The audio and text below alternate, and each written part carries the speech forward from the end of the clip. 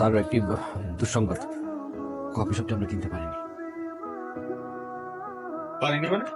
আমি আমার জীবন যে চেষ্টা করেছিলাম স্যার, আমি হাতে পায়ে ধরেছি, কিন্তু স্যার মেয়েটা অনেক ঘাবড়ো, দিবে না বলেছে। মেশিন না ভালো জায়গা সবকিছু মিলিয়ে এয়ার কন্ডিশন লাইটিং সব কত 15 একদম 20 দিয়ে দিচ্ছি, কেমন? আপনার কথা কি কানে যায় না? আপনাকে একবার বলেছি, আপনি শুনতে পাননি?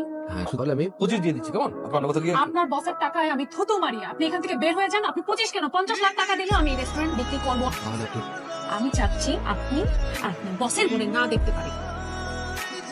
খালা আপনি বল, আপনি সব আপনি আমার ঘরে বোন রয়েছে মা। লজ্জা করেন না এসব অহংকারী বেহায়া বজ্জাত লোকটার জন্য আপনি আমার পা ধরছেন? না লজ্জা করেন, ভাই বোনের পা ধরেছে লজ্জা কিছু, ভাগ্নে তো খালার পা ধরেছে কিছু লজ্জা। আপনার কি লাগে আপনি নিজেটা ঠিক করে রাখেন। বাবা চাচা আপনার বসকে বল আমি তন্দ্রা, টাকা দিয়ে বিক্রি করার জিনিস না। টাকা করে গেট লস্ট, চেক দিয়ে দিই। Get lost right now. Out.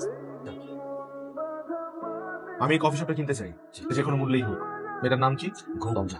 তন্দ্রা। তন্দ্রার সাথে আমার একটা মিটিং সেট করো। অবশ্যই সেটা কফি শপের বাইরে। আমি ওই কফি শপে পা রাখবো তখনই যখন আমি কফি শপটা কিনতে পারবো। কফি শপে কিন্তু সবার আগে প্রত্যেকটা কফির কাপ ভাঙবো। ট্রাই নাও। জি স্যার। হ্যালো, আপনার ম্যাডামকে ডাকুন। সরি স্যার, বলেছেন ওনার সাথে দেখা করতে হলে আপনাকে ভেতরে যেতে হবে। আমি কফি শপ না কেনার আগ পর্যন্ত ভিতরে যাবো না। ম্যাম বলেছেন ম্যাম বাইরে আসবে।